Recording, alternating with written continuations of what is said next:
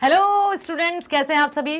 नमस्कार, सुप्रभात, good afternoon, good morning, good evening, good night नहीं कहूंगी क्योंकि जागते रहना है। मेरे प्यारे बच्चों, मैं लाली वर्मा आप सभी विद्यार्थियों का मैग्नेट ब्रेन्स हिंदी मीडियम में बहुत बहुत स्वागत करती हूं। साथ ही साथ ये आशा भी करती हूं कि आप सभी स्वस्थ होंगे, खुश होंगे, प्रसन्न होंगे और अपने स्वास्थ्य का ध्यान बहुत अच्छे से रख रहे होंगे। प्यारे विद्यार्थियों, हमने अपनी पाठ्य पुस्तक किसलय के 19 पाठ पूरे कर लिए हैं और आज मैं लेकर आई हूं पाठ 20वां। जी हां, 20वां पाठ है, नाम है यशस्विनी। वाह क्या बात है। यशस्विनी का अर्थ समझते हैं? अरे जिनकी प्रसिद्धि हो, जिनके समक्ष लोग नतमस्तक हो, कुछ ऐसी ही वीरता से भरपूर, साहस से भरपूर, जोश से भरपूर और अपने कर्म के प्रति समर्पित दो सशक्त नारियां आपके समक्ष दिखाई दे रही हैं। एक आशा करती हूं आपने एक सुविचार जरूर सुना होगा कि जिस बात की आप कल्पना कर सकते हैं उसको आप प्राप्त भी कर सकते हैं। जी हां, कल्पना चावला जी से कौन परिचित नहीं है, साथ ही साथ मदर टेरेसा, जिन्होंने अपना संपूर्ण जीवन समाज की हित के लिए लगा दिया। तो आइए कुछ ऐसी ही चर्चा करने वाले हैं हम इस पाठ के दौरान, जिसमें भारत में जन्मी कुछ ऐसी नारियां, कुछ ऐसी यशस्विनी, ऐसी तेजस्विनी नारियां जिन्होंने भारत का नाम संपूर्ण दुनिया में चमका दिया, 7वें आसमान पर लाकर खड़ा कर दिया। आसमान, अंतरिक्ष, हर जगह भारत का नाम रोशन किया। आइए हम यहां पर चलेंगे और देखेंगे कि इस कविता के माध्यम से बेबी रानी क्या समझाना चाहती हैं। पुनः मैं आप सभी का मैग्नेट ब्रेन्स हिंदी मीडियम में स्वागत करती हूं। मैग्नेट ब्रेन्स जो कक्षा 7वीं से 12वीं तक की online school education 100% free provide करता है। आओ चलते हैं। मैं यहां पर आपसे कहती हूं कि बिल्कुल फुल्ली फोकस्ड होकर देखो बेटा। जब बात हो कविताओं की तो बहुत ध्यान से आपको सुनना होता है। देखो, मत उसके नभ को छीनो तुम, मत उसके नभ को छीनो तुम, मत तोड़ो उसके सपनों को, मत उसके नभ को छीनो तुम, मत तोड़ो उसके सपनों को। वह दान दया की वस्तु नहीं, वह जीव नहीं, वह नारी है। लेकिन पहले की यदि हम बात करें, थोड़ा सा चले जाएं हम 30 से 50 वर्ष पूर्व पहले, तो क्या हुआ था, समाज की क्या दुर्दशा थी। मैं सिर्फ दशा नहीं कहूंगी, मैं स्थिति नहीं कहूंगी, मैं ये कहूंगी कि समाज में नारियों की जो स्थिति थी बहुत दयनीय थी। ये कविता, ये रचना उसी समय का वर्णन करती है कि मत उसके नभ को छीनो तुम, मतलब उसकी स्वतंत्रता को मत छीनो, उसकी कल्पनाओं को, उसके परों को मत काटो, उसे जो करना है उसे करने दो, क्योंकि वह कोई दया की वस्तु नहीं है, वह नारी है भाई, अबला नहीं, वह सबला है। भारत की नारी है तू, तेरे मन में गीता है, तूने मौत को जीता है।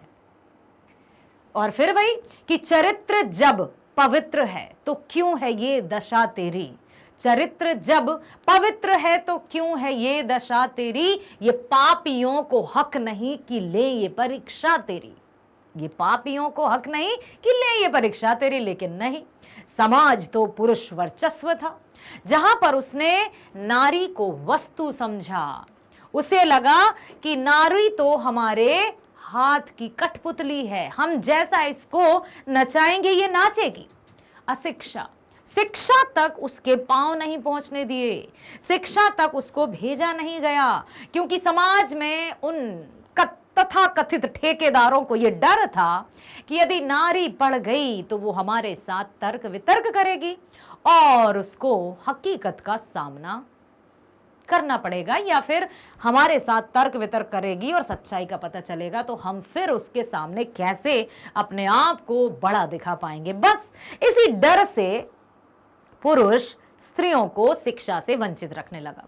लड़कियों को पढ़ने नहीं दिया जाता था, विद्यालय नहीं भेजा जाता था। उनका मानना था कि लड़कियां पढ़ लिख कर क्या करेंगी, पराए घर ही तो जाना है, चूल्हा चौकी ही तो संभालना है, बच्चों को जन्म देकर उनका पालन पोषण ही तो करना है, तो इसमें पढ़ने की क्या जरूरत, यदि किताबें पढ़ गई तो जबरन में मुंह जलाएंगी, इसका डर था। इसलिए इस कविता के माध्यम से उन्हीं लोगों की तरफ इशारा किया गया है कि मत उसके नभ को छीनो तुम। यहां पर नभ अर्थात आकाश और आकाश अर्थात स्वतंत्रता। ठीक है, यहां पर स्वतंत्रता के लिए आया है, उसकी आजादी को मत छीनो, उसे आजाद रहने दो। मत उसके नभ को छीनो तुम, मत तोड़ो उसके सपनों को, जो उसे कल्पना कर, मतलब अभी देखो ना, कल्पना चावला जी का नाम कौन नहीं जानता। अरे तो तभी तो मैंने भी कहा था कि जो कल्पना हम कर सकते हैं उसको सच भी हम कर सकते हैं, इसलिए बड़ा सोचना होगा, सीमित नहीं। जिस सपने को हमारे सपने को लोग सुनकर हंसेंगे ना, समझ लेना कि हम सही राह पर हैं। कि पता है मुझे तो भाई ये करना है, प्रेसिडेंट बनना है मुझे। सब कहेंगे क्या बकवास करें, नहीं हंस रहे हो ना, मतलब मैं सही हूं। नॉर्मल नहीं करना है, साधारण नहीं बने रहना है, असाधारण करना है। तो वह दान दया की वस्तु नहीं, वह जीव नहीं, वह नारी है। वो कोई पशु नहीं है, कोई जीव जंतु नहीं है, वो कोई दया की वस्तु नहीं है, वो तो नारी है। उसके लिए किस तरह से तुम ये जाल बुन रहे हो। हे पुरुषों, यहां पर पुरुषों को ही संबोधित किया है। हे पुरुषों, नारी की स्वतंत्रता को तुम मत छीनो, उसके सपनों को साकार होने दो। नारी केवल दान दया की वस्तु नहीं है, नारी सामान्य जीव नहीं है, कोई दान दया की वस्तु नहीं। अच्छा, एक और पाठ हमने पढ़ा था एनसीईआरटी के क्लास 9th में, उसमें रीढ़ की हड्डी बहुत अच्छा चैप्टर था। और ऐसा होता था, दहेज प्रथा, पर्दा प्रथा, सती प्रथा, ऐसी ऐसी कुप्रथाएं समाज में व्याप्त थी कि स्त्रियों का तो कहीं नामो निशान ही नहीं था, स्त्रियों की कोई पहचान ही नहीं थी, स्त्रियों की कोई आइडेंटिटी ही नहीं थी। अब ऐसे में समाज क्या करे, क्या करे ऐसे में समाज? तो बस जो भी आता, लड़की कैसी है, दिखने में तो ठीक ठाक है, जरा चल के और बता दो। चल दिया भैया। तुम्हें कुछ काम करना आता है, बोल कर तो बता दो, आवाज तो सुन ले, बोल दिया। कुछ कढ़ाई बुनाई सिलाई घर के काम वाम आते हैं, हाँ चलो ठीक है, रिश्ता पक्का समझते हैं। अब थोड़ी बिजनेस की बात भी हो जाए, बिजनेस मतलब दान दहेज की। बिना दहेज के कोई किसी की लड़की से शादी नहीं करता था। यदि लड़का पढ़ा लिखा, जितना पढ़ा लिखा है उतना अधिक दान दहेज लिया जाएगा। पहले मांग कर लिया जाता है, वो बात अलग है कि दान दहेज तो अभी भी है, अब उसको दहेज प्रथा से हटाकर गिफ्ट प्रथा में शामिल कर दिया है। लेकिन आज भी चलता है कि जब लड़की की शादी होती है तो हर माता पिता खुशी से अपनी बच्ची को खाली हाथ तो भेजेंगे नहीं, जो उनसे बन पड़ता है वो सब कुछ अपनी बेटियों को वे देते हैं। ठीक है, तो यहां पर पुरुषों को संबोधित करते हुए लिखा है कि हे पुरुषों, नारी की स्वतंत्रता को तुम मत छीनो, उसके सपनों को साकार होने दो। नारी केवल कोई दान दया की वस्तु नहीं है, नारी सामान्य जीव भी नहीं है, बल्कि नर के साथ साथ चलने वाली, सहायक रूप में काम आने वाली नारी है। क्या पुरुष अकेला समाज को चला सकता है? नहीं, और ना ही नारी ही अकेले समाज को चला सकती है। दोनों ही समाज में बराबरी का दर्जा रखते हैं, कोई छोटा या कोई बड़ा नहीं है। इसलिए किसी भी प्रकार से चिंतित या उन पर अत्याचार करने की या उनको निम्न समझने की कोशिश मत करो, उनको छोटा समझने की भूल मत करो। ठीक है, तो मत उसके नभ को छीनो तुम, मत तोड़ो उसके सपनों को, वह दान दया की वस्तु नहीं, वह जीव नहीं, वह नारी है। अगर कर सकते हो कुछ भी तुम, यदि कुछ करना ही चाहते हो तो कुछ ना करो, यह कार्य करो, जो चला गया पर अब जो है उसको संवारना आर्य करो। ओके, यदि अगर कर सकते हो कुछ भी तुम, यदि तुम्हें कुछ करना ही है तो क्या करो, बताते हैं। अगर कर सकते हो कुछ भी तुम तो कुछ ना करो, यह कार्य करो। यदि कुछ करना है, अब तुम क्या करते हो, समाज के पुरुषों को संबोधित करते हुए क्या बोला है कि तुम क्या करते हो, तुम यही करते हो ना कि नारी को निम्न दिखाना, ठीक है, नारी को तुच्छ दिखाना, यही सब करते रहते हो। अब क्या होगा, ये सब छोड़ना होगा, तुम्हें कुछ करना ही है ना, तो क्या करो, जो कुछ ना करो यह कार्य करो। जो चला गया, जो हो गया, भूल जाओ उसको। जो किया है किसी ने, भूल जाओ उसको। अत्याचार किए हैं, चलो छोड़ो, अभी तुम अभी के हो ना, इस जमाने के हो ना, तो नया कार्य करो। जो चला गया पर अब जो है उसको संवारना आर्य करो। कहने का तात्पर्य है कि जो अब तुम्हारे पास है उसको संवारो। अब वो भूल मत करना जो पहले अशिक्षित और समाज के कुछ उच्च समझने वाले लोगों के द्वारा की गई थी, जिसके द्वारा स्त्रियों को या नारियों को तुच्छ समझने की भूल की गई थी। वो भूल मत करो, ऐसी भूल मत करो, उस भूल को कदापि मत करो। ठीक है, तो कहना क्या चाहते हैं कवयित्री, हे आर्य, आपने नारियों का बहुत परित्याग किया है। कैसे किया है कि कभी उसको दहेज प्रथा के लिए जिंदा जलाया है। बेटा, ऐसा होता था, आपने जरूर इतिहास में पढ़ा होगा कि पहले दहेज ना देने पर लड़की को जिंदा जला दिया जाता था, लड़की के जन्म से पहले ही उसे कोख में मार दिया जाता था, भ्रूण हत्या की जाती थी, लड़कियों के साथ पशुओं जैसा व्यवहार किया जाता था। तो जो अत्याचार, जो दुराचार समाज के तथाकथित लोगों द्वारा स्त्रियों पर किए गए, उनको मत दोहराना। हे आर्य, आपने नारियों का बहुत परित्याग किया है, उसको तुच्छ समझा है, उसको भोग्य समझा है, भ्रूण हत्या आदि से उसका नाश किया है, लेकिन जो बची है उसको संवारने का कार्य करो।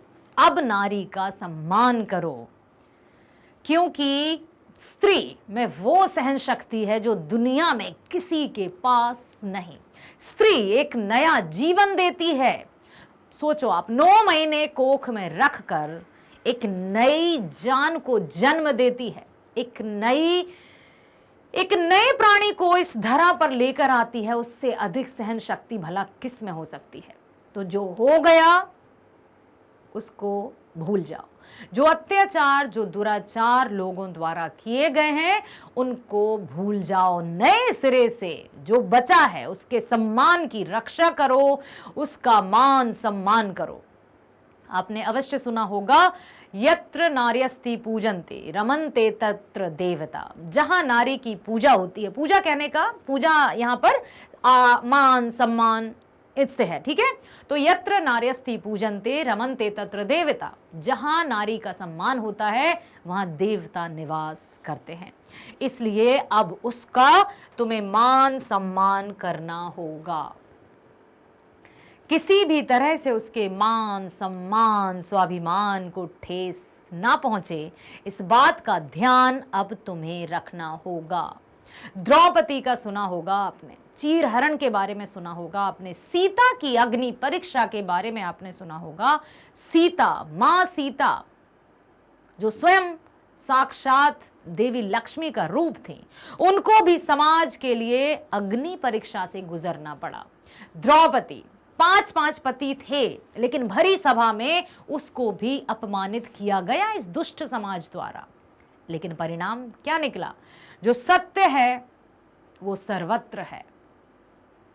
लेकिन इस तरह का हिंसात्मक, इस तरह का पाशविक मतलब पशुओं के समान, इस तरह का कार्य मत करो। किताबी कीड़ा बनकर कोई भी बड़ी बड़ी डिग्रियां प्राप्त कर सकता है, लेकिन हमें सिर्फ किताबी कीड़ा नहीं बनना है, हमें एक अच्छा इंसान बनना है। ऐसा इंसान जो हर एक के प्रति सम्मान की भावना रखता हो, सम्मान की दृष्टि रखता हो, जो सबके प्रति विनम्रता का भाव रखे, जिसकी नजरें, जिसका दृष्टिकोण, जिसका नजरिया साफ, स्वच्छ और सम्मानित हो। ऐसा बनना है। समझ में आया बच्चों कि यहां सिर्फ ये जो चैप्टर्स हैं, ये जो भी पाठ आपके पाठ्यक्रम में, मैं तो बार बार बिहार बोर्ड का बहुत बहुत आभार व्यक्त करती हूं कि इतना अच्छा पाठ्यक्रम शामिल है, जिसमें शिक्षा के अनेक बिंदु शामिल हैं, जिनके माध्यम से विद्यार्थियों को एक नई चेतना प्राप्त हो रही है। और फिर अगेन मैं थैंक्स टू मैग्नेट ब्रेन्स कहती हूं, जिनके माध्यम से हम और आप यहां पर एक साथ जुड़े हुए हैं। थैंक्स टू सोशल मीडिया, जिसके माध्यम से हम सैकड़ों हजारों किलोमीटर की दूरी के होते हुए भी ऐसा लगता नहीं है कि हम बहुत दूर हैं। तो मेरे प्यारे बच्चों, हमें पढ़ना है, लिखना है, साथ ही साथ हमारे जो नैतिक मूल्य है ना, उनको भी आत्मसात करना है। हमें अपने माता पिता का नाम ऊंचाइयों पर ले जाना है। जब भी हमारी कोई चर्चा उनसे करे तो वो सम्मान की दृष्टि, उनके मतलब उनके दिल में, मन में गर्व उत्पन्न होना चाहिए कि वाह क्या बात है, मेरे बच्चे ने तो मेरा नाम रोशन कर दिया। कभी भी बच्चों के कारण माता पिता की नजरें नहीं झुकनी चाहिए। मत देना उन्हें धन दौलत संपत्ति, उन्हें सम्मान देना बस, और कुछ नहीं चाहिए। और सम्मान आपके कर्मों से मिलेगा। तो हे आर्य, आपने नारियों का बहुत परित्याग किया है, उसको भोग्य समझा है, भोग विलास की वस्तु के समान समझा है, भ्रूण हत्या की है। लेकिन जो बची हैं उनको संवारने का कार्य आपको करना होगा। उसके मान सम्मान स्वाभिमान की रक्षा अब तुम्हारे हाथों में है। क्या दादी नानी चाची माँ, क्या दादी नानी चाची माँ, बस यह बनकर है रहने को। क्या नारी केवल एक पुत्री, एक पत्नी? सबसे पहले क्या बनती है बेटा? लड़की का जन्म हुआ, पुत्री पिता की, ठीक है। अब उसके बाद विवाह हुआ, पत्नी पति की, फिर एक मां बच्चों की, ठीक है। फिर कई रिश्ते नाते हैं, ये यहां लिखे ना, भाभी, चाची, ठीक है, और दादी, कितने सारे अनेक रिश्ते हैं। यही है। क्या सिर्फ यही उसकी पहचान है? तो फिर वो स्वयं कहां है? एक पुत्री है, नारी एक पुत्री है सबसे पहले, फिर वो एक पत्नी है, फिर एक माँ है, फिर भाभी, चाची, दादी, और जो भी बहुत सारे रिश्ते नाते हैं वो बन गई। वो खुद कहाँ है? उसका अपना अस्तित्व कहाँ है? सोचा कभी आपने? तो उसके अस्तित्व को संवारना होगा। क्या दादी नानी चाची माँ बस यह बनकर है रहने को? क्या नारी केवल ये सब बनने के लिए है? क्या उसका अपना कोई अस्तित्व नहीं? जैसे मैं लाली वर्मा, ठीक है, तो मैं अपने पिता की पुत्री हूं, अपने पति की पत्नी हूं, अपने बच्चों की मां हूं, लेकिन मैं क्या हूं? क्या मुझे कोई लाली से जानता है? क्या मेरे पिता का नाम आने के बाद लोग मेरी पहचान करेंगे, या मेरे पति के नाम आने की बाद लोग मेरी पहचान करते हैं, या फिर मेरे बच्चों का परिचय देने के बाद मुझे मेरी पहचान बतानी पड़ती है, तब जाकर मुझे कोई पहचानता है, या मेरा अपना कोई अस्तित्व है? क्योंकि आज शिक्षा के प्रचार प्रसार से ये सब कुछ संभव हुआ है। तो अपनी आइडेंटिटी को, अपनी पहचान को निर्मित करना अब नारी ने सीख लिया है और धीरे धीरे शिक्षा के प्रचार प्रसार से समाज में बहुत अधिक सकारात्मक परिवर्तन आया है। जो पुरुष पहले सत्ताधारी हुआ करता था, जो सोचता था केवल मैं ही इस समाज का कर्ता धर्ता हूं, उसके विचारों में भी सकारात्मक परिवर्तन आया है। अब सभी आपस में हस्बैंड वाइफ मिलकर काम करते हैं, बहुत अच्छे से घर की जिम्मेदारियों को एक साथ संभालते हैं, सब दोनों एक दूसरे से म्यूचुअल अंडरस्टैंडिंग आपसी समझ के साथ कार्य करते हैं, दोनों की पहचान बराबरी की है। अब समाज में परिवर्तन आया है, चेहरे पर मुस्कान आई है। लेकिन क्या दादी नानी चाची मां बस यह बनकर रहने को? निर्जीव नहीं, वह नारी है। उसे टेरेसा बनने दो, उसे इंदिरा बन जीने दो। अब यहां पर ये नाम आए हैं टेरेसा, इंदिरा, क्योंकि इनकी अपनी पहचान है। अब हम ये नहीं कहेंगे कि टेरेसा कौन, किसकी बेटी थी वो। अब इनके पिता माता पिता की पहचान इनसे हो रही है कि टेरेसा के माता पिता अच्छा ये थे, कहाँ की थी, ये थी। सबसे पहले इनका नाम आ रहा है, उसके बाद इनके अपने संबंधियों का, ना कि पहले इनके संबंधियों का और फिर इनकी पहचान। ये परिवर्तन आया है। पहले क्या होता था, पहले संबंधियों का नाम बताना होता। जैसे मैं कहीं गई, अभी आप ये मत सोचो कि मैं लाली मैडम हूं जो आपको पढ़ा रही हूं, एक सामान्य सी, हम थोड़ा सा पीछे चलते हैं, फ्लैशबैक में चलते हैं। मैं एक स्त्री हूं, मैं कहीं गई हूं, नमस्कार जी, कहेंगे नमस्कार, आप कौन? अब मैं अपनी पहचान कुछ नहीं बता पा रही हूँ, क्यों? मैं जी उनकी बेटी। अच्छा अच्छा अच्छा अच्छा, या फिर उस तरफ की नहीं तो इस तरफ, जी मैं उनकी पत्नी। ओ अच्छा अच्छा। तो एक स्त्री की पहचान कैसे थी? या तो पिता से थी, या पति से थी, या फिर कौन? उनकी माँ हूं जी मैं। अच्छा अच्छा अच्छा। ये तो अपनी कोई पहचान नहीं, नारी का कोई अस्तित्व नहीं।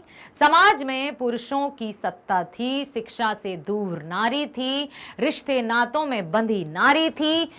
एक नारी दुनिया भर के काम करती थी, लेकिन फिर भी उसकी कोई पहचान नहीं थी। धीरे धीरे सकारात्मक बदलाव आए, और ये उदाहरण आप जो देख रहे हैं वो ऐसी स्त्रियों के हैं जिन्होंने समाज में नारियों की दशा को बदला। ठीक है, तो क्या दादी नानी चाची माँ बस यह बनकर है रहने को? निर्जीव नहीं, वह नारी है, उसे टेरेसा बन जीने दो, उसे इंदिरा बन जीने दो। क्या नारी को दादी नानी चाची और मां बनाना ही औचित्य है? वह निर्जीव पत्थर नहीं कि जिस रूप में चाहो बना लो। वह तो पुरुषों को साथ देने वाली नारी है, उसे मदर टेरेसा या इंदिरा बनकर जीने दो, उसे अपनी पहचान को निर्मित करने दो, उसकी पहचान उससे मत छीनो, ठीक है, उसे अपने बलबूते पर जीने दो। और ये तभी संभव है जब शिक्षा से वो पूरी तरह से कनेक्टेड रहे। बेटा शिक्षा ही वो माध्यम है जो हमें पहचान दिलाता है, जो हमें मान सम्मान दिलाता है। इसलिए आपको शिक्षा से बहुत जुड़कर रहना होगा। ठीक, हाँ, तोड़ो उस बेड़ी को जरा जिसमें नफरत की कड़ियां हैं। तोड़ो उस बेड़ी को जरा जिसमें नफरत की कड़ियां हैं, फिर पंखों को खुल जाने दो, उसे कल्पना बन जीने दो, उसे लता बन जीने दो। क्या बात है, कल्पना चावला जी का नाम आ गया, लता मंगेशकर जी का नाम आ गया। तो अब यहां पर आप सोचो, कल्पना मतलब क्या होता है? इमेजिनेशन। लता मतलब क्या होता है? एक बेल। लेकिन क्या हमने कहा कि यहाँ कोई कल्पना मतलब इमेजिनेशन की बात हो रही है, यहाँ किसी बेल की बात हो रही है? हमने क्या तुरंत अच्छा कल्पना चावला जी, ओहो लता मंगेशकर जी, क्यों? क्योंकि उनकी अपनी पहचान है, क्योंकि उन्होंने अपनी पहचान अपने कर्मों से निर्मित की। इसलिए आज लोग सिर्फ उन्हें उनके नाम से जानते हैं, उनके खानदान के नाम से नहीं जानते हैं। समझ में आया? तो हाँ, तोड़ो उस बेड़ी को जरा जिसमें नफरत की कड़ियां हैं, फिर पंखों को खुल जाने दो, उसे कल्पना बन जीने दो, उसे लता बन जीने दो। मेरी आवाज सुनो, मेरी पहचान मेरी आवाज़ है ना, कि मेरी आवाज़ ही पहचान है, इस तरह से। तो ये जो है अपने कर्मों के माध्यम से उस शिखर पर पहुंची। उस शिखर पर पहुंचने के लिए उसके पंख मत कटने दो, उसको संबल दो। बेटी से नफरत की बेड़ी को काट दो, उसे भी स्वतंत्रता से जीने दो, जिससे वे कल्पना चावला बनकर आकाश में विचरण करें या फिर लता मंगेशकर की तरह संगीत की दुनिया में नाम कमा सकें। कहने का तात्पर्य है कि उसको शिक्षा से जोड़ कर रखो, उसे अपनी इच्छाओं अपनी आकांक्षाओं को पूरा करने का अवसर दो। समाज सबका है, समाज सिर्फ पुरुषों का नहीं है, समाज में नारी का अधिकार भी उतना ही है। तो दोनों नर और नारी इक्वल हैं, बराबर हैं। और अब ये हम देख रहे हैं, अब हम ये समझ रहे हैं कि हाँ, ये सत्य है। अगला है, पग नुपुर कंगन हार नहीं, तुम विद्या से श्रृंगार करो, तुम खुद अपना सम्मान करो, अपनी नारित्व स्वीकार करो। वाह, मजा आ गया। क्या मजा आ गया? पग नुपुर कंगन हार नहीं, भले ही अपने पैरों में घुंघरू मत पहनो, गले में हार मत पहनो, चूड़ी कंगन मत पहनो, ये बेड़ियों की तरह हैं जो तुम्हें बांध कर रखती हैं। इनके तले तुम फिर किसी से कुछ कह नहीं पाते हो। तुम विद्या से श्रृंगार करो, विद्या श्रृंगार, शिक्षा अर्जित करो, वही तुम्हारा श्रृंगार है, वही तुम्हारी पहचान है। धन्य है कवित्री जिन्होंने इतनी प्यारी रचना की है। तुम खुद पर अपना सम्मान करो, खुद से प्यार करो, खुद का सम्मान करो, क्योंकि जब हम अपने आप का सम्मान करते हैं ना, तभी लोग हमारा सम्मान करेंगे। यदि हमने अपने आप को तुच्छ सा समझ लिया तो लोग तो और हमें पहले गिराने लगेंगे। अपना नारित्व स्वीकार करो। हे नारी, पैर में पायल पहनना, हाथों में कंगन पहनना और गले में हार पहनना ही तुम्हारा श्रृंगार नहीं है। इनसे दूर रहना होगा तुम्हें। जब कहीं जाकर तुम्हें अपनी पहचान मिलेगी, तुम्हें अपना अस्तित्व ज्ञात होगा। अब तुम विद्या से अपना श्रृंगार करो, इतनी विद्या अर्जन करो कि लोग तुम्हें सुनने के लिए तरस जाएं, लोग तुम्हारी चर्चे करने पर विवश हो जाएं। ये करना है।